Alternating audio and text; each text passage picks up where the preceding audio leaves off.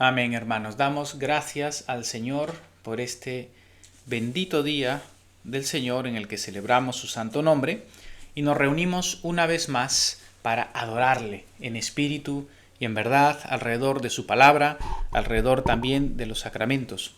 Y en esta preciosa lectura del Evangelio de este domingo, en el Evangelio de San Lucas, en el capítulo 7, 18 hasta el 35, hemos visto a lo largo de esta lectura, una vez más, un encuentro del Señor Jesús, pero en este caso, un encuentro con los discípulos de Juan. Vamos a ir, con la ayuda del Señor, a acercarnos a este pasaje, recordando que en este tiempo en el que estamos ahora, como iglesia, en este tiempo de Adviento, de camino, acordaos que el Adviento siempre nos va a llamar a dos cosas principales, ¿no? Es una espera, es la esperanza gozosa de la venida de nuestro Señor, la esperanza en el sentido pasado de su primera venida, pero una esperanza también vigilante hacia su segunda venida, ¿verdad? Y de eso va mucho el pasaje que vamos a estudiar hoy. Estos últimos domingos, como es propio de este tiempo del Adviento, nos centramos en personajes que han estado directamente ligados con la venida del Señor. Los profetas del Antiguo Testamento, como Isaías en muchos escritos, luego Juan el Bautista, en el que nos estamos centrando mucho en estas últimas predicaciones. Vamos a pedirle al Señor que nos dirija. Bendito Padre, concédenos tu Espíritu Santo, por amor de Jesucristo, para que dirija nuestra mente y nuestro corazón a tu palabra. Te lo pedimos, por amor de tu Hijo. Amén. En el versículo 18 del capítulo 7 es aquí donde empieza este evangelio y nos dice que los discípulos de Juan le dieron nuevas de todas estas cosas y llamó Juan a dos de sus discípulos y los envió a Jesús para preguntarle: ¿eres tú el que había de venir o esperamos a otro? Cuando los hombres vinieron a él, le dijeron: Juan el Bautista nos ha enviado a ti para preguntarte, ¿eres tú el que había de venir o esperamos a otro? Bien, el contexto previo a esta lectura es el ministerio del Señor que se desarrolla en Galilea y en Capernaum. Es allí donde el Señor está realizando una serie de señales, ¿verdad? Él está predicando el Evangelio, Él está sanando a muchos y está liberando a muchos oprimidos por el enemigo, por Satanás y por diversas enfermedades. El último acto previo justamente a este pasaje es una resurrección. El Señor resucita al joven hijo de la viuda de Naín, así se le llama la viuda de Naín, una mujer pobre, una mujer que estaba en absoluta necesidad. Las viudas en esa época eran mujeres totalmente desamparadas, ¿verdad? Y con la muerte de su hijo, pues con esto ya era lo peor que podía ocurrirle. Y vemos la misericordia del Señor, que incluso ese joven siendo llevado ya en el féretro, el Señor pone la mano y los detiene y resucita a este joven, ¿no? Es una de las tres gloriosas resurrecciones que el Señor en su ministerio realiza. Entonces, a la luz de todas estas señales, vemos que aquí los discípulos de Juan, recordemos que el ministerio de Juan el Bautista se desarrolla pues en paralelo al del Señor Jesús durante algún tiempo. De hecho, incluso ya en la época apostólica, en Hechos de los Apóstoles, vemos que el mismo apóstol Pablo bautiza a discípulos de Juan, que todavía habían sido bautizados solo en el bautismo de Juan, pero tenían que ir a la plenitud de ser cristianos, por supuesto, identificarse con Cristo en el bautismo cristiano, recibir el Espíritu Santo y empezar a vivir en la vida de la iglesia. Entonces, el ministerio de Juan el Bautista fue un ministerio, como ya lo hemos dicho antes, precursor, es decir, él fue el que vino antes para preparar el camino, pero no para crear un camino nuevo. Pero muchos empezaron a seguir a Juan como si él fuera el camino. De hecho, hasta el día de hoy hay algunas sectas por ahí que se llaman los mandeos, por ejemplo, que todavía son, en cierta manera, seguidores de Juan el Bautista, ¿no? O sea, digamos que siempre han ocurrido esas cosas, pero Juan el Bautista lo que hacía era señalar a Jesús como el Cordero de Dios que quita el pecado del mundo, y no decir síganme a mí. Como hemos visto la semana pasada, Juan mismo dijo claramente: yo no soy el Cristo, ¿no? Yo solamente soy uno que no soy ni digno de atar su calzado. Entonces, Juan siempre apuntó a Cristo, pero estos discípulos que seguían a Jesús a Juan el Bautista estuvieron todavía presentes mucho tiempo y en esa época paralela incluso al ministerio del Señor Jesús. Bien, Juan está prisionero. Juan está prisionero por Herodes, ¿no? Herodes había llevado a Juan a la cárcel porque Juan le denunciaba proféticamente acerca de que él se había unido a la mujer de su hermano, ¿verdad? Y este Herodes Antipas, finalmente, como ya sabemos la historia, es quien, por la petición de Salomé, la hija de su mujer, es que le pide la cabeza y es ejecutado, ¿verdad? Bajo este poder de Herodes Antipas. Y él está en este momento en la cárcel, ¿no? Cuando sus discípulos van y le cuentan las cosas que Jesús está haciendo, ¿verdad? Le cuentan estas señales y esta resurrección que había ocurrido. Y Juan, cuando recibe estas noticias, él manda a sus discípulos a hacer una pregunta a Jesús. Y le dice, ¿eres tú el que había de venir o esperamos a otro? Ahora, esta pregunta es un poco sorprendente, ¿no? Porque ellos han ido a contarle que Cristo está haciendo unas señales maravillosas, incluso resucitando muertos. Entonces, ¿por qué Juan el Bautista pregunta esto?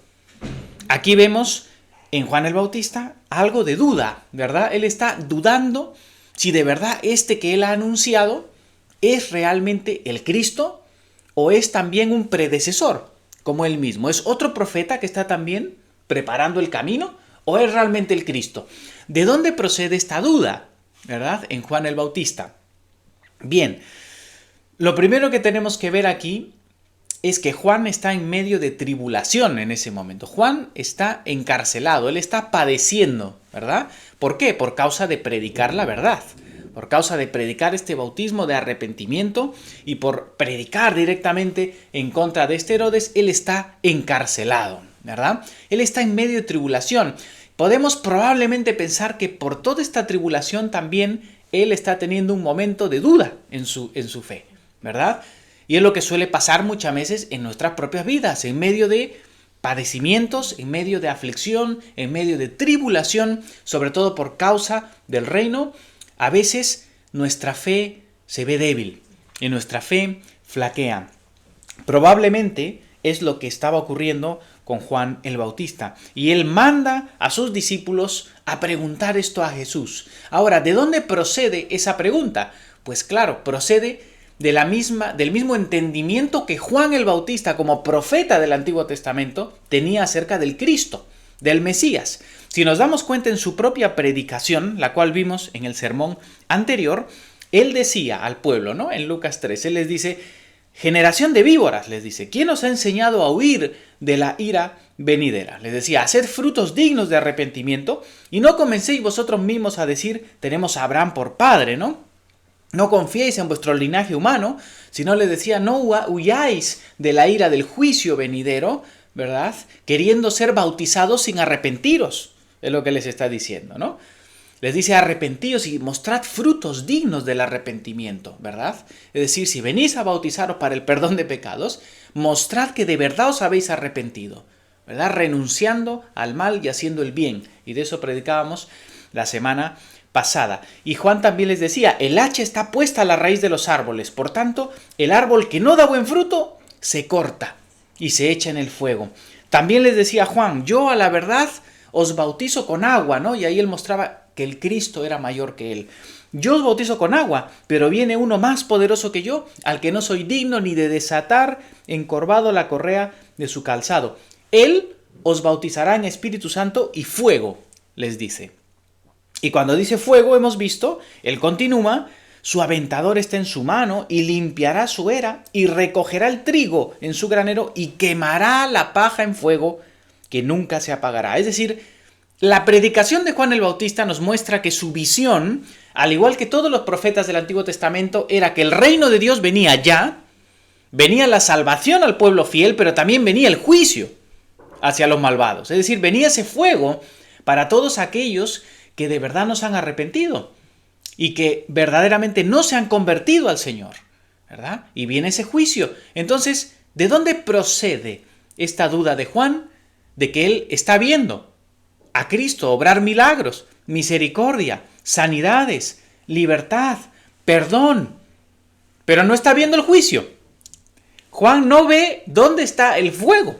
¿Dónde está este Cristo que viene con poder y destruye a los enemigos del pueblo, destruye a los pecadores, viene a juzgar realmente con justicia el mal de este mundo? ¿Dónde está esa parte del Mesías, del Cristo? Entonces, esto nos lleva a entender que los profetas del Antiguo Testamento, de los cuales Juan es el último, ellos profetizaron de la venida del Señor como un hecho único, como un hecho que ocurría en un evento concreto, ¿no? Es decir, el reino de Dios venía ya directamente con ese poder y con esa gloria para juzgar. Pero luego el Nuevo Testamento, las enseñanzas y la vida del mismo Señor Jesucristo y la enseñanza de los apóstoles a nosotros nos dejan claro el panorama. Por la venida del Espíritu Santo nosotros vemos ya el panorama claro. La venida del Señor, el reino de Dios no venía en un evento único. El reino de Dios venía en dos etapas o en dos momentos, ¿no? Hay una primera parte y esa primera parte es la encarnación de Jesucristo. Es decir, la venida del Hijo de Dios en su humillación. Jesús tenía que venir primero como un hombre. Él tenía que asumir, el Señor tenía que asumir para sí la naturaleza humana y venir humildemente en humillación como un bebé. Y como dice Filipenses 2, Él tenía que ser un siervo y humillarse como siervo hasta la muerte y muerte de cruz. Es decir, primero venía esa humillación, esa primera venida en la cual sí, Él estaba viniendo como rey y como Señor, pero no para ser servido, sino para servir. Nuestro rey tenía que venir primero para morir por nosotros en la cruz, para poder liberarnos del poder de las tinieblas, liberarnos del reino de las tinieblas, ¿verdad? Por eso en Colosenses 1:12, San Pablo dice, con gozo dando gracias al Padre que nos hizo aptos para participar de la herencia de los santos en luz, el cual nos ha librado de la potestad de las tinieblas y trasladado al reino de su amado Hijo, en quien tenemos redención por su sangre, el perdón de pecados. Es decir, Cristo tenía que venir primero para redimirnos, esa palabra significa liberarnos, para liberarnos de las tinieblas, para liberarnos del reino de Satanás, del pecado, de la muerte, de la esclavitud al mal de este mundo. Él tenía que venir como un hombre, vencer a Satanás, llegar hasta la cruz, triunfando como vencedor y a través de su muerte destruir la obra de las tinieblas, para luego resucitar y subir en gloria. Esa primera parte de cómo el reino venía a nosotros era indispensable. Y eso era lo que los profetas del Antiguo Testamento no lo habían visto con total claridad. Ellos habían visto la venida como en un momento único, pero en realidad esto era como ver dos cimas de dos montañas, una detrás de la otra. Si yo las miro desde esta perspectiva, si yo tengo una cruz en una cima y en la otra, desde lejos parece que están juntas, pero en realidad hay un valle entre esas dos cimas, ¿verdad? Y es algo así, la visión profética que tuvieron del Antiguo Testamento. Entre la primera venida del Señor y la segunda hay un valle, ¿no?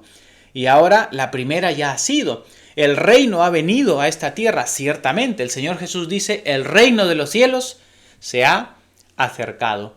Arrepentíos y creed en el Evangelio. Verdaderamente Jesús ha venido como Rey y Señor, ha inaugurado su reino y todo el pueblo cristiano, todos los que nos volvemos a Cristo y somos unidos a Él en el bautismo, en la conversión, somos nosotros unidos a ese reino. Y ese reino se mueve en este mundo perdido a través de la iglesia.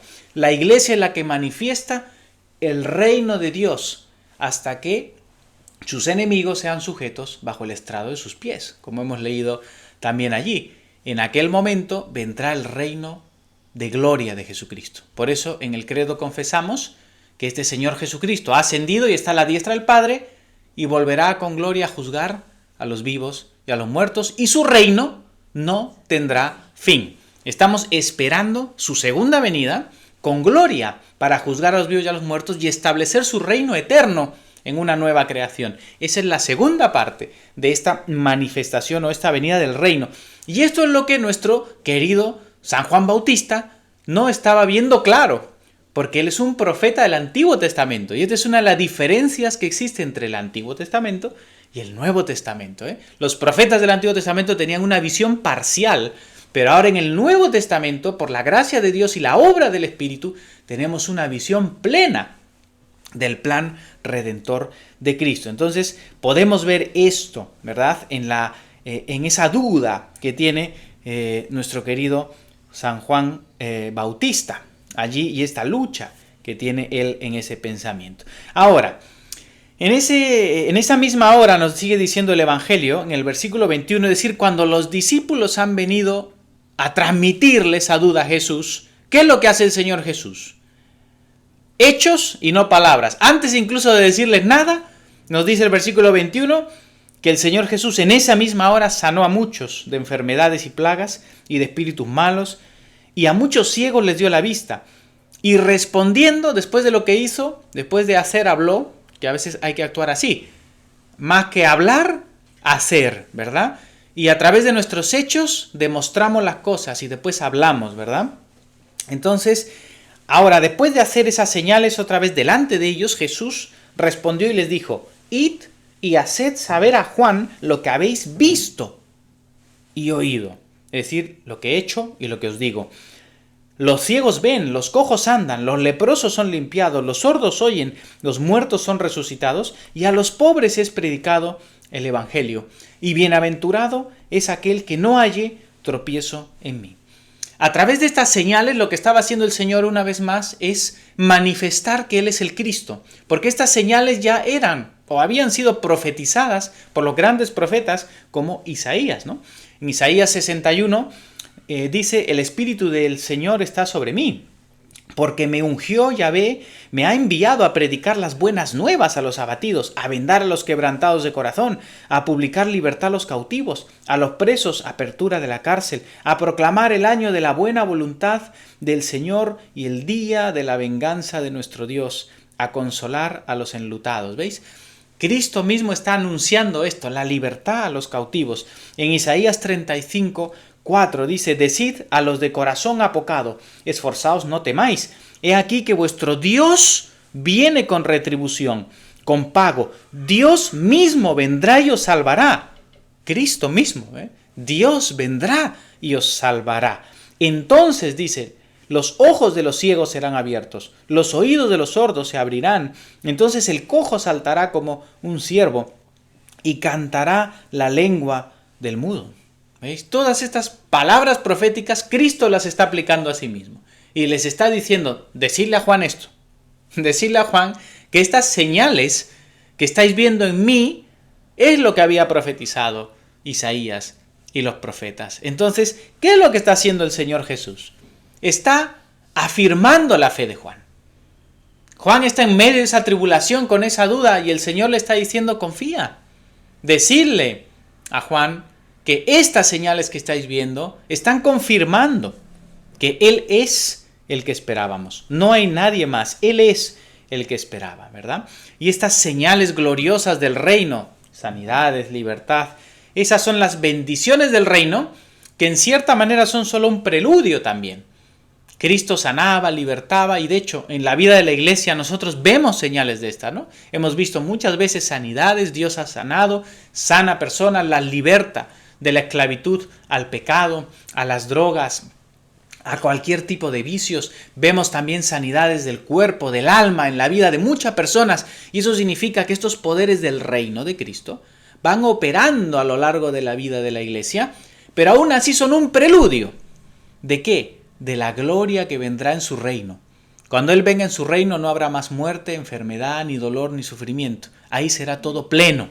Por eso es que San Pablo, incluso hablando ya de la realidad de la salvación aquí y del reino, él dice que esto en realidad son las arras del Espíritu. Las arras son como un pago inicial, ¿no? Como una garantía inicial de algo que todavía se tiene que hacer pleno, que se tiene que completar, ¿verdad? Y esa es. La iglesia está en un tiempo de las arras. Todavía tenemos que llegar a la herencia venidera. Tenemos que llegar a ese momento del reino. Y por eso tenemos que mantenernos perseverando en fidelidad al Señor hasta terminar nuestro camino. Ese es el llamamiento que tenemos como cristianos. Entonces, el juicio que esperaba ver ya Juan y los profetas del Antiguo Testamento es algo que todavía nos queda en el futuro. Eso va a venir. más adelante. Y por eso mantengámonos en fidelidad al Señor. Ahora, habiendo el Señor mandado a los discípulos a hablar con Juan y afirmar su fe, ahora el Señor se queda con su audiencia y Él va a vindicar a Juan, es decir, Él va a mostrar la grandeza de Juan el Bautista delante de los que le escuchan. Versículo 24. Cuando se fueron los mensajeros de Juan, ya se fueron ellos los discípulos de Juan, comenzó a decir de Juan a la gente. Jesús empieza a decir: ¿qué salisteis a ver al desierto? ¿Una caña sacudida por el viento? ¿Mas qué salisteis a ver? ¿A un hombre cubierto de vestiduras delicadas? He aquí, los que tienen vestidura preciosa y viven en deleites, en los palacios de los reyes están. ¿Mas qué salisteis a ver? ¿A un profeta? Sí, os digo, y más que profeta. Este es de quien está escrito: he aquí envío mi mensajero delante de tu faz, el cual preparará tu camino delante de ti. Os digo que entre los nacidos de mujeres no hay mayor profeta que Juan el Bautista, pero el más pequeño en el reino de Dios es mayor que él. El Señor Jesús está mostrando la grandeza que tiene Juan el Bautista, en medio también de su debilidad, de sus luchas.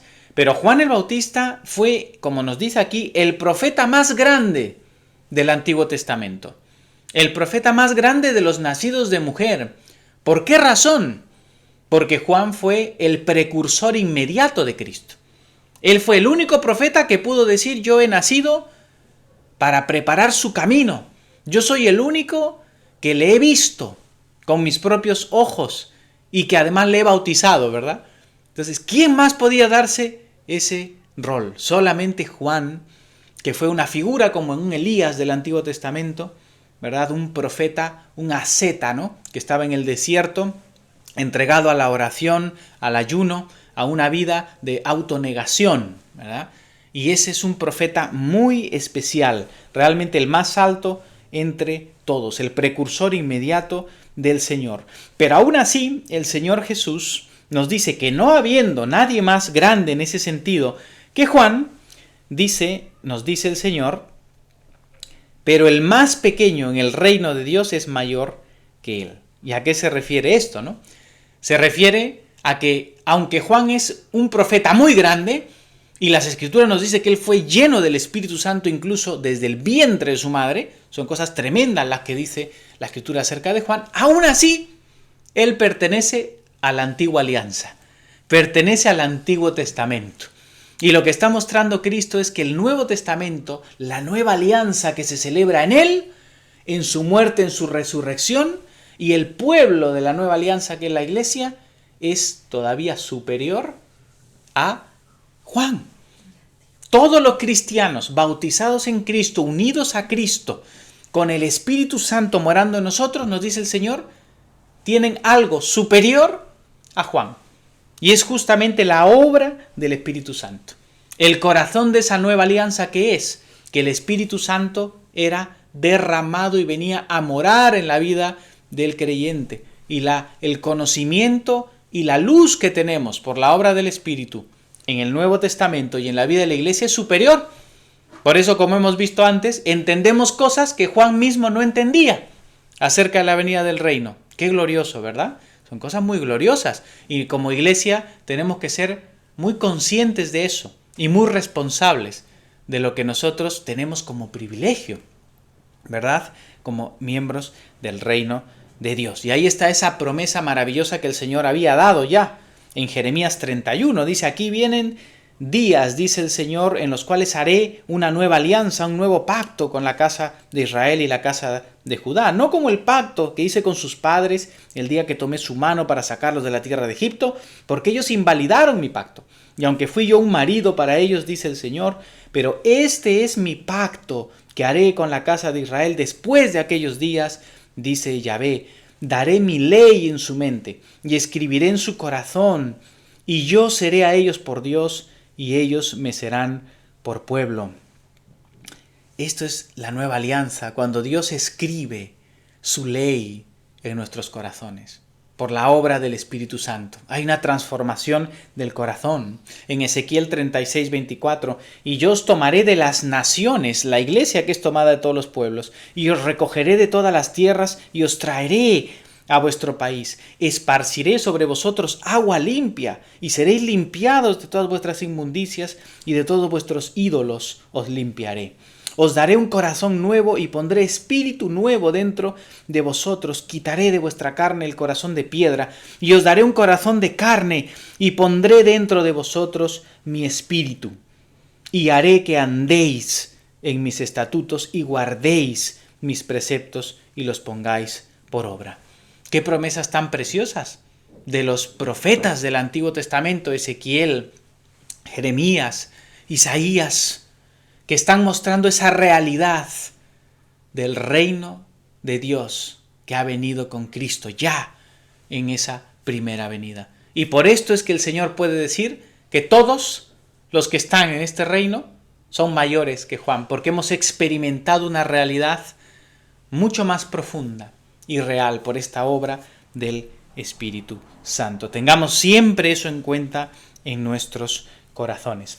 Ahora, vamos a ver, y con esto vamos a ir cerrando, cuál es la respuesta de los que están escuchando a Jesús. Porque el Señor Jesús, después de haber mandado a estos discípulos a consolar y fortalecer la fe de Juan, se ha quedado y les ha dicho este buen testimonio acerca de Juan a los oyentes. Y ahora la respuesta, la reacción, ¿cuál es? ¿No? Dice, y todo el pueblo, versículo 29, y los publicanos, cuando lo oyeron, justificaron a Dios, bautizándose con el bautismo de Juan.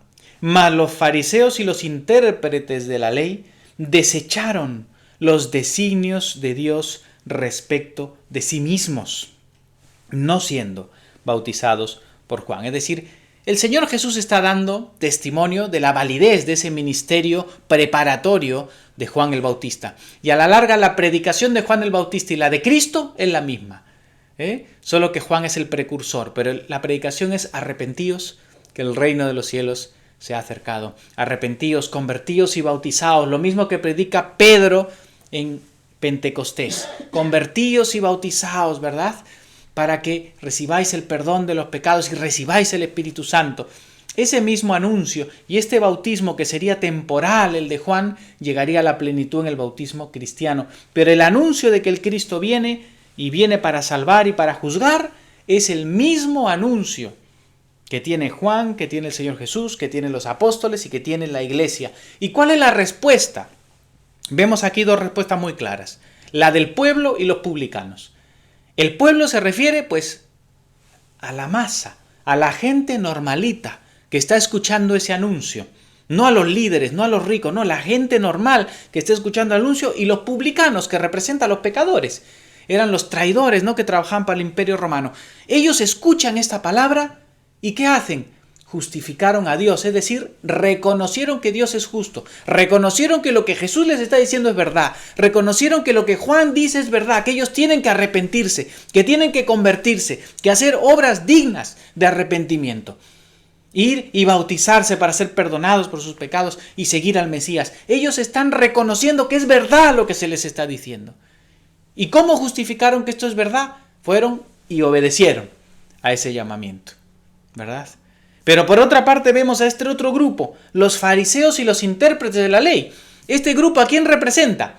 A los líderes de Israel, a los supuestos sabios y maestros, doctores en la ley, doctores en teología, con gran conocimiento, los que enseñan al pueblo, pero que estaban con corazones duros y llenos de soberbia, que no querían reconocer que Él era el Cristo, que no querían reconocer que este hombre sencillo era verdaderamente el Hijo de Dios. ¿Y cuál fue la reacción de ellos? Ellos, dice, desecharon los designios de Dios respecto de ellos mismos. Es muy fuerte esa expresión. Ellos desecharon, rechazaron los designios de Dios, significa el propósito de Dios, la voluntad de Dios. Ellos rechazaron el consejo de Dios, el decreto de Dios para salvarnos por medio de Cristo. Ellos lo rechazaron. Y eso muestra la actitud del corazón de muchos que habiendo Dios determinado salvar a los hombres por medio de la obra de Cristo, muchos hombres endurecen su corazón y rechazan ese consejo de Dios, esa voluntad salvífica de Dios, la rechaza el ser humano para su propia condenación. Y tristemente muchos los doctores y maestros de la ley. Qué triste, porque lo que vemos ahí es que el ser humano se ve confrontado ante la predicación, ante el anuncio del Evangelio. Pero el ser humano, tocado por esa predicación, ante ese anuncio, con el Espíritu Santo obrando, convenciéndonos de pecado, de justicia, de juicio, el ser humano finalmente o decide seguir o decide rechazar esa gracia de Dios. Tristemente vemos aquí los fariseos, intérpretes de la ley, por lo menos muchos de ellos, como queda testimonio en las Escrituras, no justificaron a Dios, no le dieron la razón a Dios, no se arrepintieron, no reconocieron la necesidad de conversión, porque ellos estaban envanecidos en su propio conocimiento, envanecidos en la confianza que tenían de su pedigrí humano. Ellos confiaban que eran pues sacerdotes, hijos de Abraham, que ellos venían de ese linaje y por eso ya eran intocables. No. El apóstol Pablo dice, somos hijos de Abraham por la fe. Por la fe en Cristo somos unidos al pueblo de Dios. Si rechazas al Mesías, quedas fuera. Entonces es muy grave lo que ellos están haciendo al desechar ese designio de Dios que Dios había llamado principalmente a ese pueblo Israel para ser salvado en el Mesías y ser salvación para los demás. Pero ellos rechazaron. Por eso Jesús mismo les dice en Mateo 21:43 a ellos, a los judíos, por tanto os digo que el reino de Dios será quitado de vosotros y será dado a un pueblo que produzca los frutos de él. El reino de Dios le es quitado a ellos y le es dado a un pueblo que produzca los frutos. Ese pueblo es la iglesia, de todo pueblo y nación, en la que también oramos que muchos judíos vengan arrepentidos al Mesías y sean parte también del pueblo de Dios. Vemos ese corazón de Cristo mismo decirles en Mateo 23:37, Jerusalén, Jerusalén, que matas a los profetas y apedreas a los que te son enviados. ¿Cuántas veces quise juntar a tus hijos como la gallina junta sus polluelos debajo de las alas? Y no quisiste. Ellos no quisieron. Cristo quiso, pero ellos no quisieron. He aquí vuestra casa os es dejada desierta. Ese templo es dejado desierto. La gloria del Señor sale de allí. Porque os digo que desde ahora me veréis, no me veréis, hasta que digáis, bendito el que viene en el nombre del Señor, ¿verdad? Y eso es lo que decimos en la liturgia nosotros también, cada domingo, bendito el que viene en el nombre del Señor. Y así va a ir terminando ya el Señor con esta reflexión final, ¿no? Y con esto vamos a acabar. Les dice, versículo 31, dijo el Señor, ¿a qué pues compararé los hombres de esta generación y a qué son semejantes? Semejantes son a los muchachos, y la palabra griega ahí realmente significa niños o chiquillos, o sea, semejantes a los chiquillos, sentados en la plaza que dan voces unos a otros y dicen, os tocamos la flauta y no bailasteis, os endechamos y no llorasteis, porque vino Juan el Bautista que ni comía pan ni bebía vino y decís demonio tiene. Vino el Hijo del Hombre que come y bebe y decís este es un hombre comilón y bebedor de vino, amigo de publicanos y pecadores. Mas la sabiduría es justificada por todos sus hijos. Es decir, Jesús dice a estos fariseos, maestros de la ley, grandes sabios, que rechazan el designio de Dios y no reconocen este anuncio, ¿a qué los voy a comparar? A esta generación. ¿A qué les voy a comparar? A niños majaderos. Es lo que está diciendo el Señor. Les voy a comparar a niños malcriados, a niños caprichosos, porque a eso se refiere ese pasaje. Eran los juegos de los niños en las plazas, ¿no? Eran los juegos de esa época en los niños que jugaban ¿a qué? A las bodas y jugaban también a los entierros, ¿no? juegos de los niños, y en los cuales, claro, jugando, por una parte, ¿no? Jugando, tocaban flauta y los otros no querían bailar, no querían seguir el juego. Y a los otros les endechaban, cantaban endechas como de los funerales y tampoco ellos lloraban. Es decir, en otras palabras les está diciendo, sois como niños, porque estáis diciendo, está Juan el Bautista predicando el mismo anuncio que Cristo predica, pero este hombre tiene una vida ascética, es un hombre que ha vivido en el desierto, en ayuno, en oración, en abstinencia de muchas cosas, una vida de renuncia, y le acusáis de que tiene un demonio, ¿no?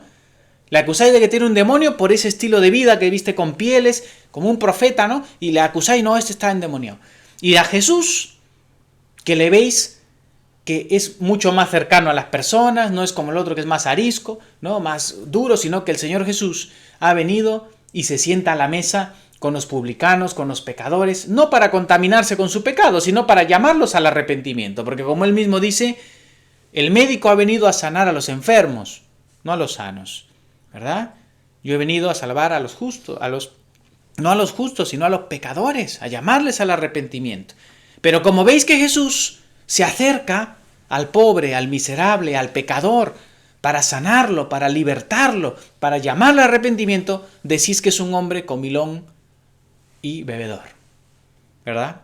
Entonces eso es lo que Jesús les está diciendo. A la larga, lo que el Señor les está diciendo, esta generación, este tipo de hombres, nada más se buscan excusas de todo para no creer y no convertirse al Evangelio.